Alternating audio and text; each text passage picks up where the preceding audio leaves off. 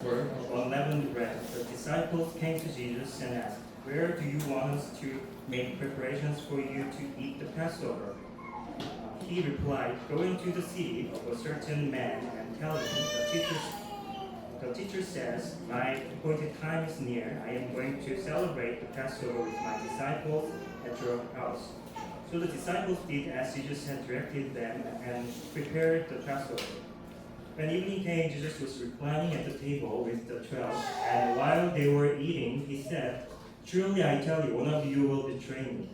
They were very sad and began to say to him, one after the other, "Surely you don't mean me, Lord."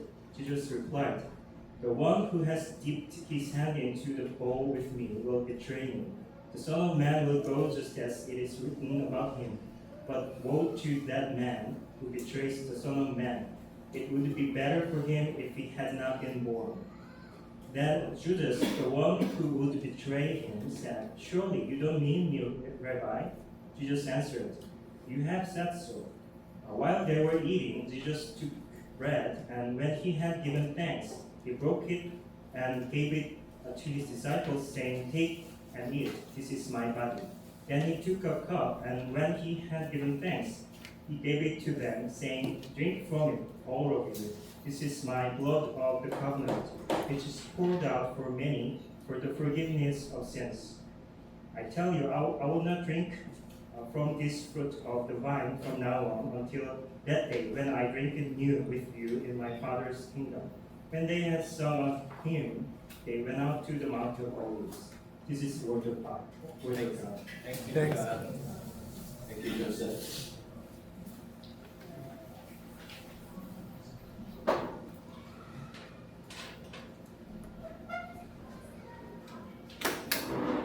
For 1,000 years before Leonardo da Vinci picked up a brush to paint on a chapel in Milan, almost every artist before him followed the same rule. Judas Iscariot had to be obvious. Okay. Can you guess, this is one below, before his time, can you guess which one would be Judas? Anyone guess? The yellow.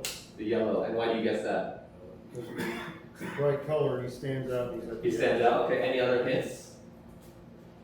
He's the only one without a halo. Okay, all the ones have a halo, I right? can't see that. Yeah, no, it's harder. Yeah, they do. Okay. They always point him obvious, right? Other paintings, they might push him into the shadow at the edge, or he might be turned away, so that any peasant who couldn't read, glancing up at the church wall, they would be able to find the traitor in like that, 3 seconds, and never once confuse Judas with a real disciple. That was the entire point. Make the betrayer findable. Now in 1495, when Leonardo decided to do that, he decided to break the rule. Does anyone know which one Judas is in this one? If you read today's Bible passage, it's very clear which one it is. Who is it? Huh? The one what? Michael? Right next to Jesus. He's going to be very close to Jesus. He's the one that is reaching for the bread at the same time Jesus is. That's Judas, right? I know it's hard to see. It's kind of hard to see. But if you get close. So he puts Judas on the same side of the table as everyone else. He puts Judas in the same cluster of the three. That's John. That would be Peter and Judas, right? The two disciples Jesus loved most. He gave him the same robe, the same beard, the same ordinary human face as the other 11. And so you can stand in front of that wall in Milan today with a guidebook in your hand, and some people may not be able to find Judas without help. But he is hidden in plain sight at the same table in the same light, reaching for the same bread. Okay? And you notice he did something even harder to look at. He had that dish, right? And he painted 2 hands reaching toward the dish at the same instant.